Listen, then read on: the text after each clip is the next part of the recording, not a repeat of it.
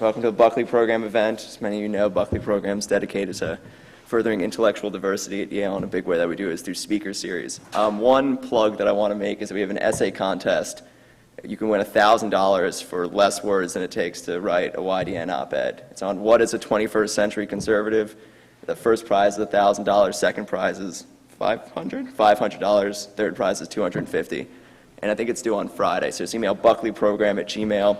It's so easy to do, and you have a pretty good shot at coming away with some cash. Our guest today, Scott Rasmussen, has quite an interesting career behind him. Someone who's co-founder of ESPN, which is one of the cooler fun facts. Also founder of Rasmussen Media Group. He's a political analyst, best-selling author, frequent guest on television, anything from Fox News to the Colbert Report. And until this July, ran Rasmussen Reports, which, if you've ever kind of seen a poll anywhere, odds are it's probably that one. But since we started off late, I'll be very brief and just introduce our guest, Mr. Rasmussen. Well, thank you. Sorry I'm a little bit late. The trains just didn't cooperate today. I was supposed to be here 2 hours ago, 2 hours and 15 minutes ago. So spent a lot of time sitting on that train. And just one little bit of trivia. The idea for ESPN began in Connecticut, and Waterbury stuck in traffic on I-84. So it's just part of the heritage that we have from a long way back. I was supposed to talk about what do Republicans have to do to win again, or what about all these demographic challenges that are working against them, and how can they fix that? And I have a really irreverent view towards that. So I'm going to tell you this. I'm going to share this in a different perspective than you probably hear from anybody else. Most of what I hear being talked about on cable TV or in Washington bars or anywhere else about what's happening to the Republicans is irrelevant and a total waste of time. The people that are talking about it are spending too much time worrying about things that don't really matter and too little time trying to understand where sort of mainstream America is. And to explain that, I want to give you a sense of what I think happened in 2012. It's really simple. It's all about the economy. Barack Obama won because the economy did just well enough to get him reelected. And the reason I say that is because when a president runs for reelection, the single most important number is their job approval rating. In 2004, when George Bush ran for re-election, he got 51% of the vote. On Election Day, his job approval rating was at 51%. And on the big issue of the day, the war on terror at that time, 51% thought we were winning the war on terror. It was that fundamental that got him re-elected. Well, for Barack Obama, the number that mattered was his job approval, and it related to the economy. If you tracked how people rated their own personal finances throughout the president's first term, what you saw was when people felt better about their finances, his job approval went up, and when they felt worse about it, it went down. It was a very strong correlation. In the summer of 2012, people thought their personal finances were almost exactly the same as they were on the day Obama took office. By November, by Election Day, that number had improved. And conservatives and Republicans don't want to believe this because they think the economy was horrible. Mitt Romney's team believed it was horrible. And it wasn't great, but people did feel it was a little better. People felt their own finances were a little better on Election Day 2012 than they were beforehand. Now, there were other mistakes. Mitt Romney was a terrible candidate. He had a bad campaign team. The 47% comment was one of the stupidest comments ever uttered by a presidential candidate, but that probably only cost him a point or two. I mean, that wasn't why he lost the election. With the economy going the way it was, the only thing that Mitt Romney could have done to win was to run an absolutely perfect campaign and have Obama make significant stumbles. There's another part to this, and you ought to read an article. You ought to go look up Sean Trendy on Real Clear Politics. He's written something that basically says elections don't matter about most of the things we talk about. In fact, it's almost a luck of the draw. If you're running when the economy is helping your party, you win. If you run when it's hurting your party, you lose. We talk about demographics. Yeah, you know what? Minorities voted heavily against Republicans. If they had voted a little less heavily against Mitt Romney, it wouldn't have mattered. If they voted a lot less heavily against Mitt Romney, it wouldn't have mattered. That wasn't the issue. I think it'd be great for the Republican Party to find ways to reach out to minority voters, but it's going to take a long time, and it's not the solution to 2016 or 2020. Doesn't mean they should ignore it, but to give you an example, one of the things I used to do is read old books. I read a book written in the 1920s. It was a biography of Rutherford B. Hayes. Now, hardly anybody ever reads about Rutherford B. Hayes to begin with, so I realized I was a little nerdy doing it, and especially reading a book that was written when my grandparents were young. In this book, he described the Republican convention that nominated Hayes. And the first thing he said is when you walked into the convention hall, you saw up in the galleries what they then called Negroes that always hung around the Republican conventions because they always voted Republican. They were voting Republican because of Abraham Lincoln. They were voting Republican because Henry Cabot Lodge had pushed for civil rights in the 1890s, and Democrats didn't even try to win their votes. In the New Deal era, things shifted just a little bit. Harry Truman in the 1940s integrated the armed forces.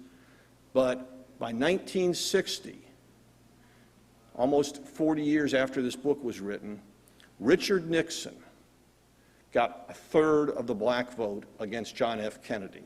That's not the way the story gets told anymore, but that's what the numbers were. It took a long time for the African American vote to transition from being solidly Republican to solidly Democratic. It really came about after the 1964 Civil Rights Act. So you had a demographic change, or a way the demographic population voted that took place over a very long time. For Republicans to look out to the Latino community, it's not all about getting some magic formula on the immigration bill. It's about finding a way to welcome them into America, finding a way to welcome them into the middle class, finding a way to say that our policies, all of our policies, benefit you. And then you have to reach out and wait decades. I mean, this is a process that means standing for something and conveying to people that it can matter. And this all leads into something else that I feel very strongly about and that most people in Washington don't. I believe that all the obsession about candidates and tactics is pretty misguided. You have to have a compelling message. You have to have a message that can be consistent, that is uplifting and positive and consistent. You know, the magic, there's stories right now with, gee, the Democrats have this incredible lock on the Electoral College. No, the reason they win the Electoral College is because no Republican presidential candidate for a generation has gotten more than 51% of the vote. If a Republican gets 53% of the vote, he's going to win the Electoral College. If the economy is bad in 2016, a Republican is going to win the popular vote and the Electoral College unless they nominate somebody who's really terrible. So these things aren't what drive the political process. It is public opinion. Public opinion is always a decade or two ahead of political leadership. And one of the great examples of this is from the Civil Rights Movement. On December 1st, 1955, Rosa Parks refused to give up her seat on a bus in Montgomery, Alabama. You all know the story. Some people say she began the Civil Rights Movement on that day. And I have great respect for what she did, but she did not begin the Civil Rights Movement. She was a catalyst. She played a vital role. Martin Luther King gave voice to the movement, and by the way, he tied it directly into the American dream. And then, a decade later, Congress got around to doing something about it. But we know that Rosa Parks didn't start this movement for a very basic reason. That's because in 1943, 12 years before the famous incident, she did the exact same thing on the exact same bus line, and she believes it was the exact same bus driver. And absolutely nothing happened because the, quote, Negro community in Montgomery thought she was a troublemaker. They didn't want to deal with it. The white community knew she was a troublemaker. They certainly didn't want to deal with it. What happened in between those 12 years to make one incident a non-event and the other a change event in the history of our nation? Society changed. Black soldiers came back from World War II, and they were not about to go back to the way things were. Southern white women began to go to school in places like Harvard and Yale. Some of them went back home and actually helped Rosa Parks as she was going through this challenge. And then one of the other more significant events was a guy named Jackie Robinson started playing Major League Baseball for the Brooklyn Dodgers. The culture was changing, and then you had a technological boost with television coming in so that people far away could actually see what was happening. The images that are part of history for you when they put fire hoses on young black children praying had a powerful impact, much more powerful than reading about it. And you have to remember, I'm at the first generation that grew up watching television. Before my generation, people just read things in print. They didn't get the imagery that we do today. So that technology helped things along as well. These types of changes, the society changes that provoke political action, are the way things really move forward in this country. And I usually scribble out my notes on a yellow legal pad, but I didn't have time for that, so I put them on my iPad, and the print is too small for my eyes, so just give me a second here. The thing that I wanted to convey about how public opinion changes this is it turns on its head the conventional wisdom about the way politics works. Government does not lead anything. In economic terms, government is a free rider on society. The reason our government grew so centralized and our federal government grew so powerful is because America was growing more centralized. You know, at the founding, all you could do was get the fastest horse to get the fastest message out. Gradually, you had telegraphs, you had telephones, and then radio and other things. You had printing presses and began to spread the word in new ways, and we became much more centralized as a nation. It culminated in World War II, where basically FDR was begged to take over every aspect of the economy to win the war. As the country was getting centralized, power kept moving forward, and by the 1970s, 3 television networks controlled 90% of the television audience. The most watched presidential speech of all time was given by Jimmy Carter. Nobody ever thought of him as a great communicator, but the reason it was so popular was because in those days when Jimmy Carter spoke, you had to watch him. If I wanted to watch Charlie's Angels, I had to wait till the president was done because he was on every channel. Today, when Barack Obama speaks, he gets about 30 million, mostly partisan Democrats watching him. Another several million are hearing a simultaneous translation from Sean Hannity or somebody else. The president doesn't have that kind of bully pulpit that he used to.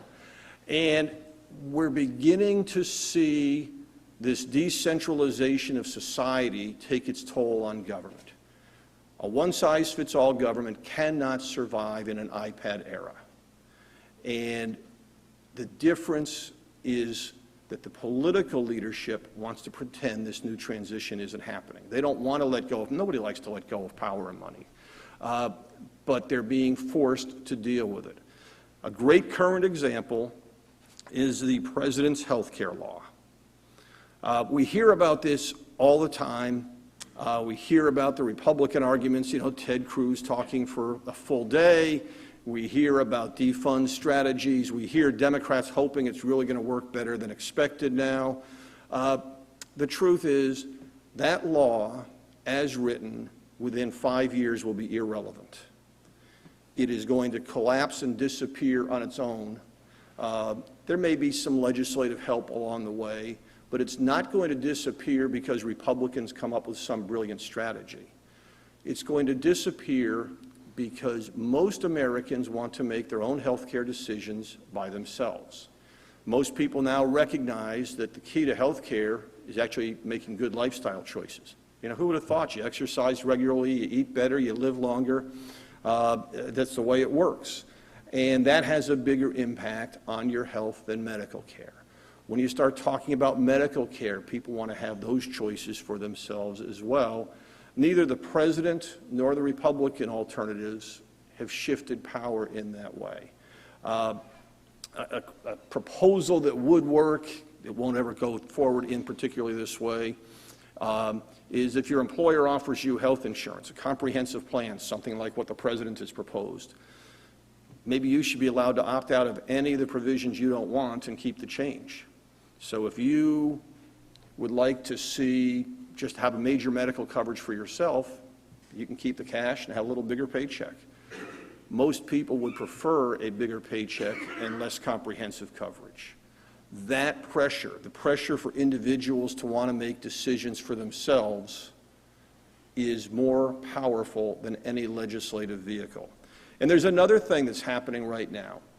Every single morning, I wake up and I prick my finger and I put a drop of blood into a meter that tells me what my blood sugar is.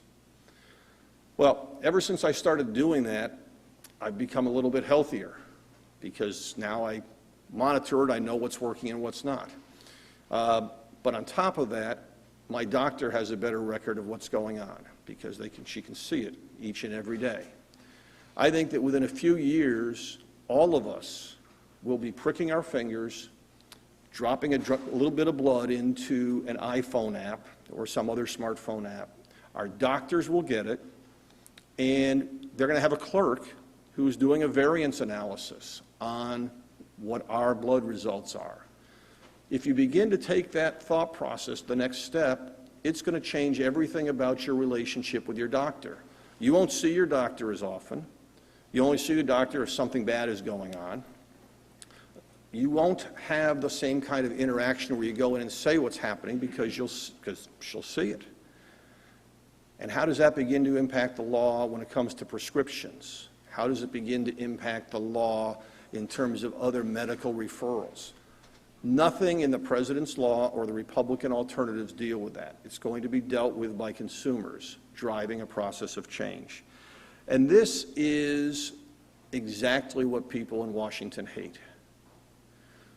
When Americans act together in communities, they tend to focus on problem solving. They don't argue about whether government is bigger or smaller. Nobody in America cares about limited government. You may think you do, you may think some of your friends should, but the truth is people only care about the kind of society the government can create. People are more interested on what happens outside of government than the policies that got us there. And if you begin to have a world where people are finding private sector solutions, that devalues the role of political leadership. Ron Fournier wrote something in the Atlantic magazine just recently. He was horrified. He went to Harvard, talked to a bunch of people like you, and found out that many of them didn't want to go into government service. And in fact, he thought he found it curious that they wanted to be more social entrepreneurs, that they could actually go out and find problems, work on solutions themselves, and have achievable and measurable results. Now, Fournier considered that a problem because if people from the best schools aren't going into government, who's going to run the country? I think they are running the country when they're doing those social entrepreneurial activities. And my suspicion is that what's happening in the political environment right now can be likened to some 20th century history. I said this going into the 2012 election, and nothing has changed my view of it since. The 2012 election was like the trench warfare of World War I. Both sides had their lines. They fought hard to move a few yards one way or the other. And you know what? Nobody won any converts. They finally signed a treaty. It was called the War to End All Wars. And all it really did was set the stage for a much bigger war 20 years later in World War II. We're still waiting for that much bigger political battle. This trench warfare is still going on, and most people your age and most people my age don't care about the Republicans and the Democrats' trench warfare. They want both sides to lose. It's kind of like I'm a New York Giants fan, which is really depressing this year. But when the Redskins play the Cowboys, I want them both to lose. I know it can't happen, but that's the way people look at politics today. When this bigger change takes place, I don't know which party is going to benefit. It's going to be the party that can tap into a positive message about it. Did anybody here, I'm going to close and take questions in just a minute, but did anybody here ever see the movie City Slickers? Okay. Yeah, one, figure. Okay. It's a silly Billy Crystal movie. He's having a midlife crisis. His wife basically throws him out and tells him to go find himself. He goes out to this dude ranch with his high school buddies, and at one point he ends up alone with Jack Palance, who's the cowboy, tough guy who doesn't like him, and Palance is sharpening a knife. And Billy Crystal thinks he's going to see his life end right then and there. And instead, the cowboy says, there's only one thing that matters in life. So now Billy Crystal thinks he's getting the answer to the meaning of life. And he says, what is it? What is it? And Palance says, you got to find that out for yourself. It's different for everyone. Political leaders need to find one thing out when they're in power. It's one thing that connects them. It's not a policy. It's deeper than that. Franklin Roosevelt changed the nation because in the New Deal, he had no clue about how to handle the economy. But he knew the nation needed to be reassured that we'd get through this together. And he found a way to provide that reassurance. He used what was then a new technology of radio. He used all kinds of gimmicks, but he reassured a nation, and that made him a beloved figure. The only other president that I know who's done it since was Ronald Reagan. And Reagan, you guys know his quotes. On the day he took office, he said that government is not the solution to our problem, government is the problem. When Ronald Reagan was president, trust in government went up for the first time during the post-war era. When the guy at the top was saying government is the problem, trust in government went up, because he was tapping into the feelings of the nation in a significant way. And even if people disagreed with him, they at least said, okay, he's as skeptical as I am about all these new programs. Now, there was a lot more to it with Reagan, but at that core level, tapping into the public opinion, riding the wave. He didn't create the tax revolt that existed before him. He didn't create most of his policies, but he was able to form a connection with the nation. And we are looking for a leader who could be a Republican or a Democrat who will find a way to tap into this transition as we go to a new era of government where power is more dispersed than it's been in any time in my lifetime. If Republicans find that person, they're going to have a good run. If the Democrats find it, it's going to be a great run for the Democratic Party. And ultimately, that's why I'm far less interested in which party comes out on top than I am about following public opinion. Thank you very much.